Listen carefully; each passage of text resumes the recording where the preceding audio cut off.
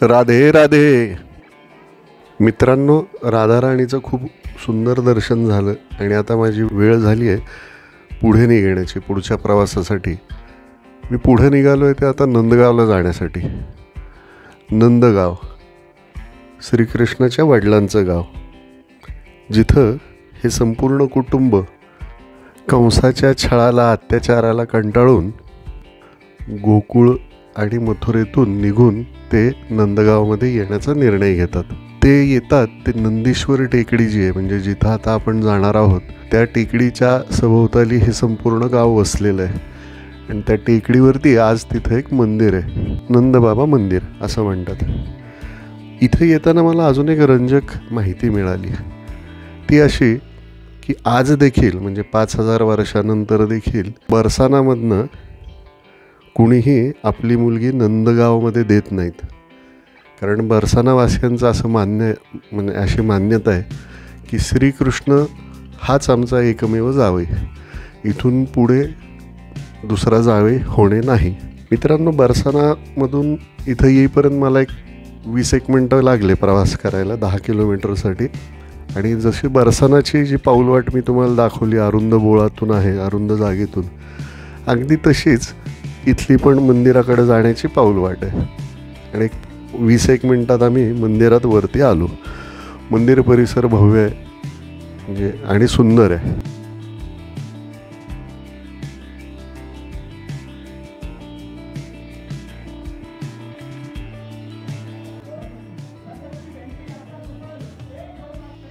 आज गर्दी होती, आज सगळीकडेच गर्दी आहे. सकाळपासून आपण जे बघतोय, कीर्ती मंदिर सोडलं तर बरसाण्यामध्ये पण वरती प्रचंड गर्दी होती. आणि तशीच गर्दी आता इथं नंदबाबाच्या मंदिरात आहे.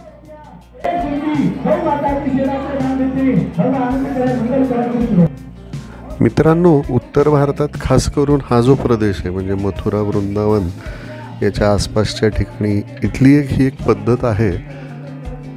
ती म्हणजे भाविक जेव्हा मंदिरात येतात त्यावेळेस त्याचे गाभाऱ्याचे किंवा देवाच्या दर्शनाचे ते द्वार असतात ते बंद असतात. आणि जे ते उघडण्यापूर्वी लोकांकडनं अशा पद्धतीनं आव्हान करून देणगी म्हणा किंवा गोशाळेसाठी मदत म्हणा असं हे मागितलं जातं. माझ्यासाठी हे नवीन होतं, कारण आपल्याकडे पश्चिम महाराष्ट्रात किंवा महाराष्ट्रात असं मी कधी पाहिलं नाही. मला जरा आपण कमेंटमध्ये सांगितलं तर बरं होईल, की मला समजून घ्यायचं की ही अशी पद्धतच आहे का या भागातली. कृपया याच्याकडे माझी टीका किंवा त्या पद्धतीनं बघू नये. हे मी पहिल्यांदा पाहतोय म्हणून मी विचारतोय की असंच असतं का या भागात, किंवा हे असंच योग्य आहे. आपलं जे काय मत असेल ते कृपया कमेंट सेक्शनमध्ये आपण नोंदवावं, मलाही समजण्यास मदत होईल.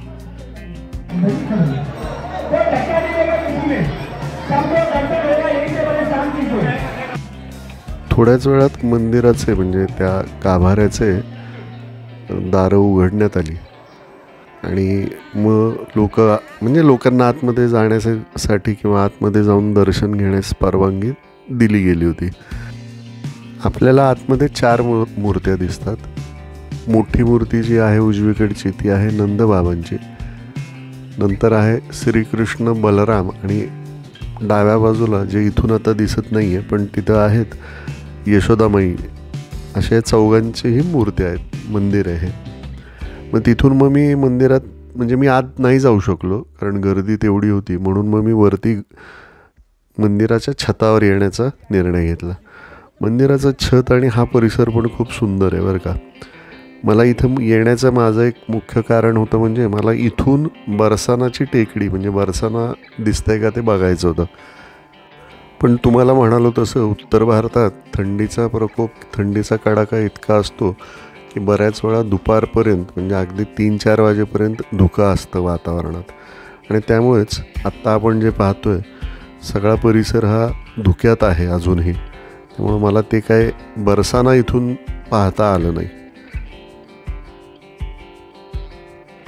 मग याच मंदिरात असलेली इतर काही मंदिरं आहेत ती पाहिली आणि मग तिथून बाहेर पडण्याचा मी निर्णय घेतला.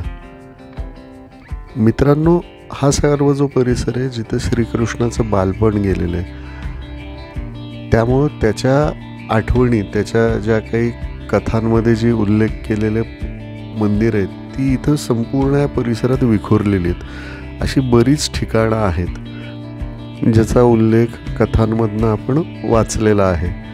त्यातलंच एक क्षेत्र इथलं आहे ते म्हणजे टेर कदम नावाचं एक मंदिर. टेर कदम याचा अनुवाद असा होता, आर्त. टेर म्हणजे आर्त, हाक मारणे, साद घालणे जे म्हणतो ना. आणि कदंब हे त्या वृक्षांचं नाव आहे. हे जे वृक्ष दिसते त्याचं नाव आहे. तर हे ते ठिकाण आहे जिथं श्रीकृष्ण बलराम आपल्या गोधनाला घेऊन गायी घेऊन येत असे. असा हा सगळा भूप्रदेश आहे. आणि संध्याकाळ झाल्यावरती त्या गायींना परत जेव्हा बोलवायची वेळ व्हायची त्यावेळी श्रीकृष्ण ह्या कदंबच्या झाडांवरती चढून बासरी वाजवायचे आणि मग ते सर्व पशुधन त्यांचं पुन्हा माघारी यायचं. असं हे पवित्र असलेलं स्थान आहे. याच सोबत या ठिकाणी अजून एक अशी मान्यता आहे की साक्षात राधेनं इथं जे एक महान तपस्वी होते रूप गोस्वामी यांना साक्षात्कार देऊन त्यांच्यासाठी खीर बनवून दिली होती. आणि आज तागायत म्हणजे त्यानंतर आजपर्यंत इथं लोकांना प्रसाद म्हणून तांदळाची खीर ही दिली जाते. रूपस्वामी महाराजांच्या समाधीचं दर्शन घेतलं आणि मग मी पुढे निघालो ते आता गोवर्धनच्या दिशेने.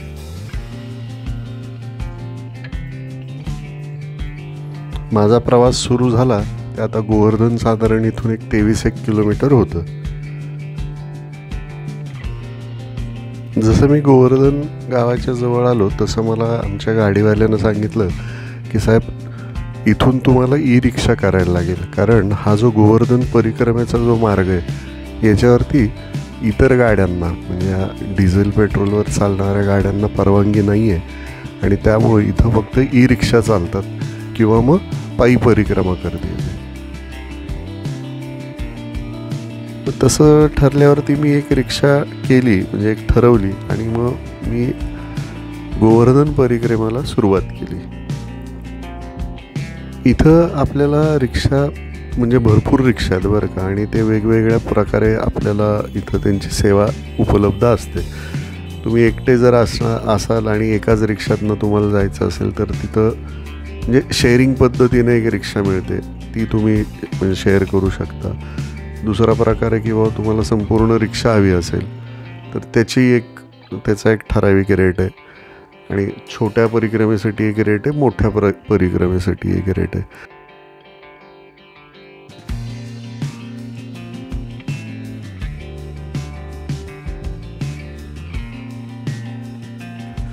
मित्रांनो, गोवर्धन परिक्रमा आणि त्याचं महात्म्य यावरती मी खरंच काही बोलण्यापेक्षा मी अगदी थोडक्यात तुम्हाला या परिक्रमेच्या संदर्भातली माहिती देतो.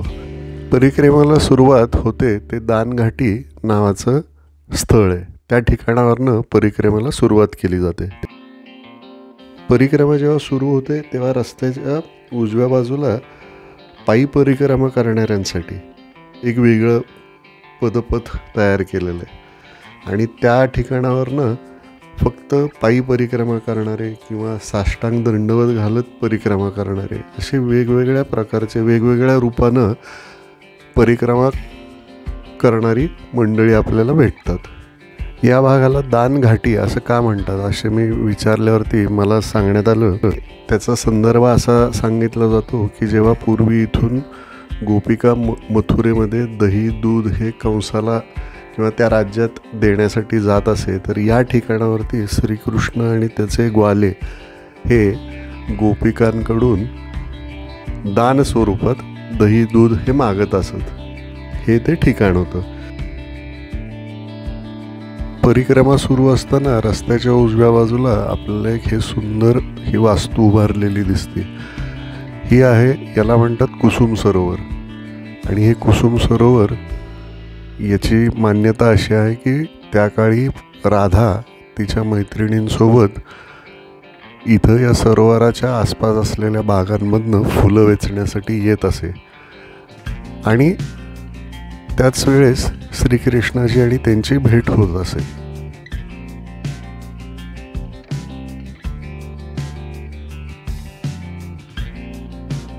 इथून पुढे मग आपला प्रवास सुरू होतो ते राजस्थानच्या दिशेला.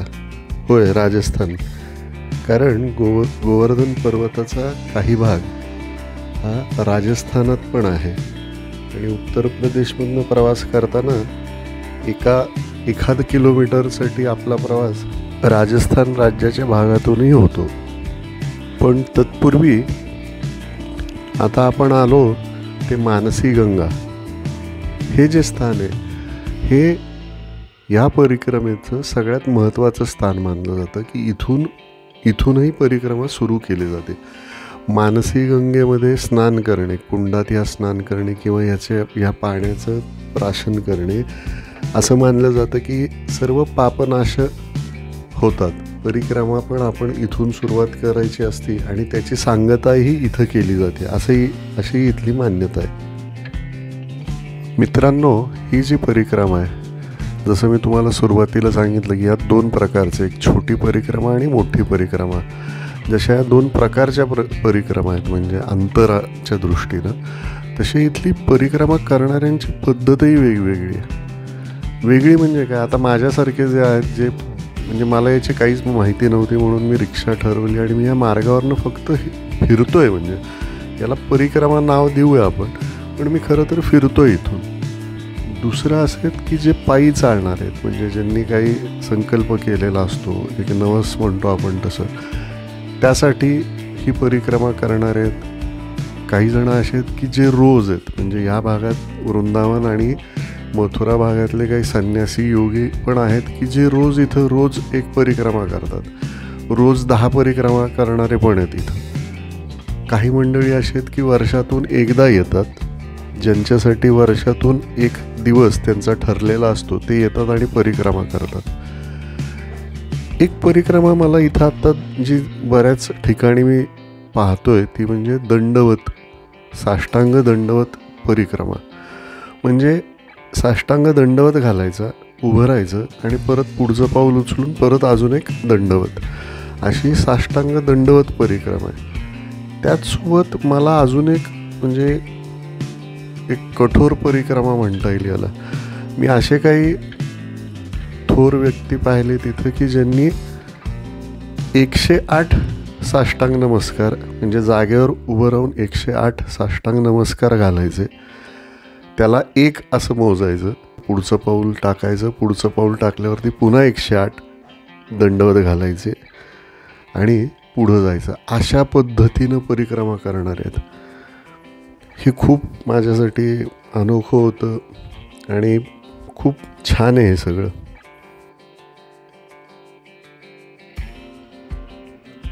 मित्रांनो, समोर ही जी कमान दिसतीये ती कमान आहे राजस्थानचं प्रवेशद्वार. या कमानीतून आपण राजस्थान राज्यात अधिकृतरित्या प्रवेश करतो. आणि राजस्थानच्या या भागात एक मंदिर आहे, पुछरी का लौठा. याचं पण एक सुंदर एक असं म्हणजे वर्णन आहे. त्याच्यात सांगितलं जातं, एक कथा आहे की वृंदावन सोडून मथुरा वृंदावन सोडून जेव्हा श्रीकृष्ण द्वारकेला गेले तर ह्या ज्या गोपिका होत्या त्या असं एकमेकींमध्ये संबोधन व्हायचं, त्यांची चर्चा व्हायची की अगं विचार, तो आलाय का परत, ज्याला हिंदीत म्हणतात की पूछरी वो लौटा है क्या, ते आलेत का विचार जरा. अशा अर्थानं या गावाचं नाव पुछरी हे नाव पडलं आहे. त्याचसोबत दुसरी अजून एक कथा, मान्यता इथली अशी आहे की श्रीकृष्ण जेव्हा वृंदावन सोडून निघाले होते तेव्हा त्यांनी त्यांच्या एका खूप जवळच्या मित्राला विचारलं होतं की चल तू पण येतोस का माझ्यासोबत द्वारकेला, मी वृंदावन सोडतोय. तर त्यावेळेस त्या मित्रानं सांगितलं होतं की नाही प्रभू, मी तुमची इथंच वाट पाहणार आहे, तुम्ही येईपर्यंत मी इथंच थांबणार आहे. आणि म्हणून हे पुछरी का लौटा हे मंदिर स्थापन झाले, अशी ही दुसरी कथा आहे.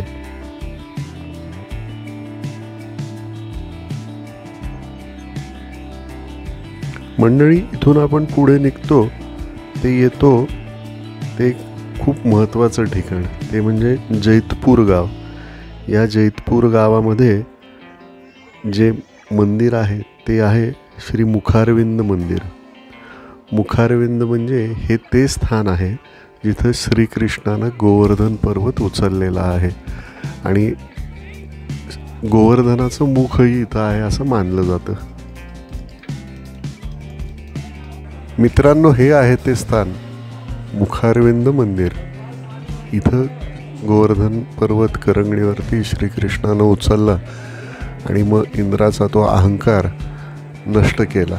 त्यामुळं या जागेला हे एक स्थान महात्म्य आहे. इथं दररोज हजारो भाविक येतात जे दुधाचा किंवा उसाच्या रसाचा देखील या ठिकाणावरती अभिषेक करतात. श्री मुखारविंदाचं छान दर्शन झालं आणि मग इथून मी निघायचा निर्णय घेतला.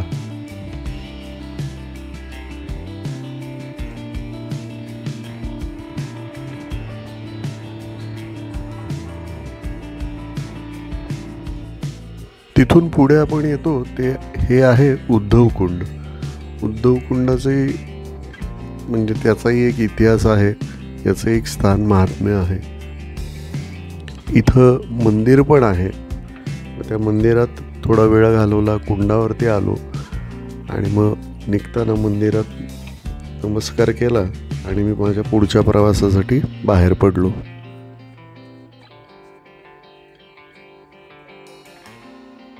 मित्रांनो, उद्धवकुंडपासून 2.5 किलोमीटर अंतरावरती आहे राधाकुंड आणि श्यामकुंड. या 2 कुंडांचं इथं संगम आहे, म्हणून इथं आलो आहे. अशी मान्यता आहे की हे 2 कुंड म्हणजे ह्या 2 कुंडांचं दर्शन घेतल्यानंतर गोवर्धन परिक्रमा समाप्त होते. किंवा असंही म्हणतात की इथून पुढं मग परत मानसी गंगा जे आहे मंदिर तिथं जाऊन स्नान करायचं आणि मग तुमची परिक्रमा ही समाप्त होते. अशा या मान्यता आहेत. मित्रांनो, लोकांना पायी जाताना साष्टांग दंडवत घालताना पाहत होतो, तर मला असं वाटलं की मी पण ॲटलिस्ट हे जे 2 कुंड आहेत राधाकुंड आणि श्यामकुंड, ह्या दोन्ही कुंडांना एक परिक्रमा घालावी. म्हणजे किमान तेवढं तरी मी करू शकतो. मला मान्य आहे माझा पुढचा प्रवास आणि हे सगळं बघता मला 21 किलोमीटर चालणं शक्य नव्हतं. माझी मानसिक तयारी नव्हती ती. पण एक मात्र मी आता ठरवलं की पुढच्या वेळेस मला इथं यायचं आहे आणि इथं येऊन एकदा मी ही परिक्रमा पूर्ण करणार आहे.